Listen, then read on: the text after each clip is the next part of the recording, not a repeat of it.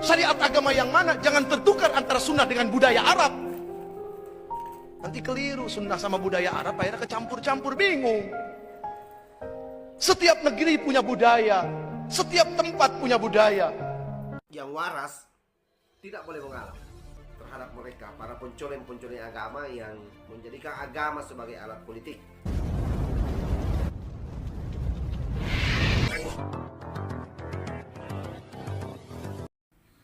Bismillahirrahmanirrahim. Assalamualaikum warahmatullahi wabarakatuh. Salam sejahtera buat kita semua. Om Swastiastu, Namo Buddhaya, salam kebajikan. Sahabat-sahabat Tol Langit 9 yang saya hormati dan saya banggakan dimanapun juga berada.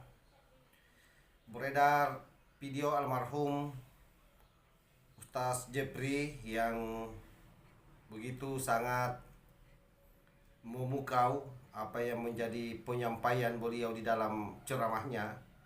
Itu sesuai dengan situasi dan kondisi hari ini yang terjadi di negeri kita, di mana ada banyak orang-orang yang berceramah atau ulama abal-abal yang kemudian secara tidak sadar mengambil posisi Tuhan di muka bumi dengan mengkafir-kafirkan orang, dan itu sama saja bahwa mereka menganggap dirinya sebagai pemegang kunci surga. Lebih jelasnya kita simak video ini yang durasinya hanya kurang lebih 1 menit, tetapi sangat padat, penuh dengan makna. Kita nikmati dan simak videonya secara bersama-sama. Kita sekarang ini banyak muncul panitia-panitia seleksi masuk surga. Muncul menganggap dirinya lebih baik, kelompoknya lebih baik, yang tidak sama dengan dia neraka, yang tidak sama dia kafir.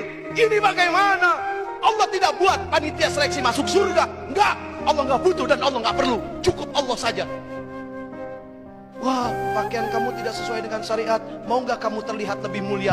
Niatnya saya sudah salah, kepengen terlihat lebih mulia. Apa tidak salah itu? Kepengen terlihat lebih mulia, salah.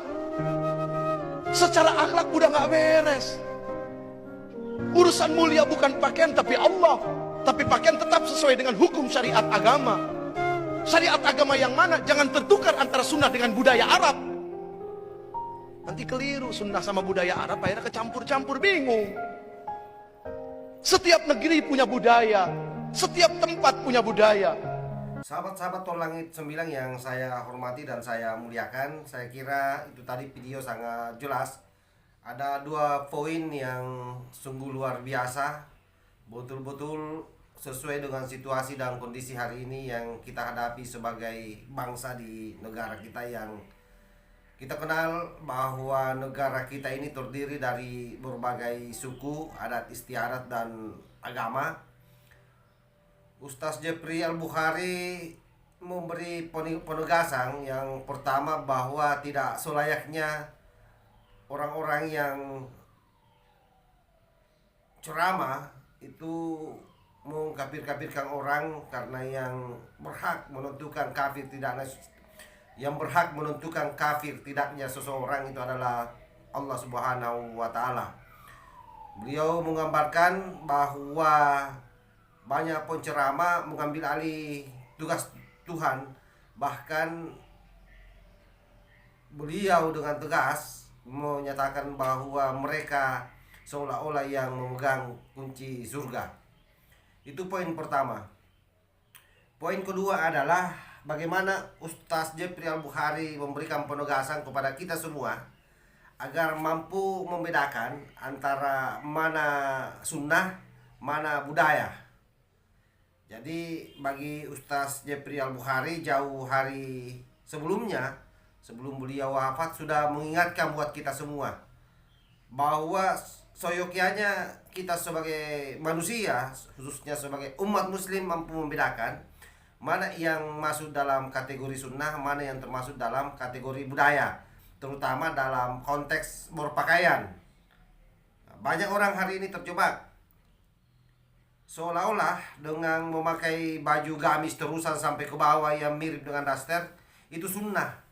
Padahal sebenarnya itu adalah budaya.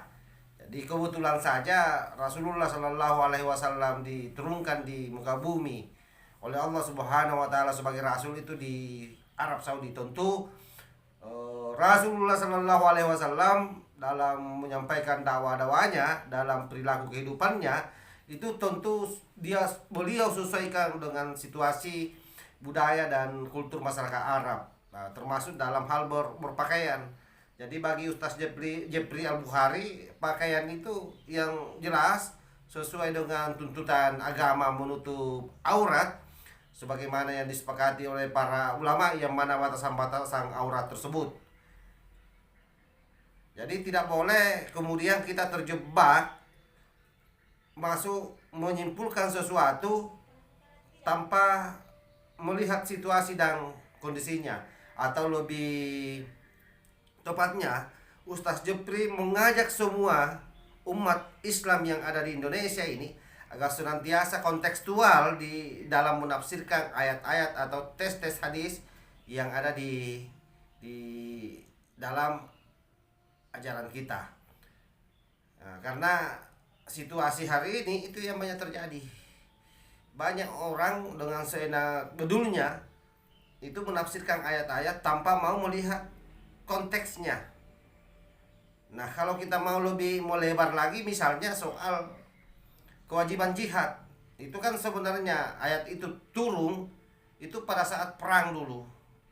Waktu Nabi besar Muhammad SAW di Madinah, lalu kemudian diserang oleh kaum Quraisy dari berbagai macam suku, dikepung waktu itu, lalu nyalinya kaum muslimin ciut. Karena itu turunlah ayat itu, siapapun yang berjihad di jalan Allah melawan mereka, kalau dia mati maka dia mati masuk surga.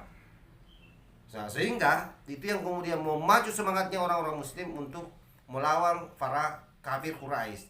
Nah, problemnya adalah kalau ayat ini diturunkan dalam konteks hari ini, maka kita ini kan tidak dalam suasana perang. Kita ini semua dukun-dukun saja. Kalian saja para kadrun-kadrun biadab yang ada di luar sana yang selalu merasa terancam keberislamannya. Tetapi lagi-lagi bagi kami-kami ini yang waras, kami paham betul bahwa propaganda yang Anda bangun itu sebenarnya adalah salah satu trik politik bagaimana supaya umat Islam ini secara menyeluruh atau mayoritas umat Islam menyokong apa yang Anda perjuangkan. Yang sesungguhnya yang Anda perjuangkan adalah politik. Itu yang kami pahami. Saya kira itu yang saya sampaikan. Mudah-mudahan ini ada faedahnya buat kita semua. Sebelum saya tutup, marilah kita kirimkan Al-Fatihah buat Ustaz Jepri Al-Bukhari. Al-Fatihah. Alhamdulillah.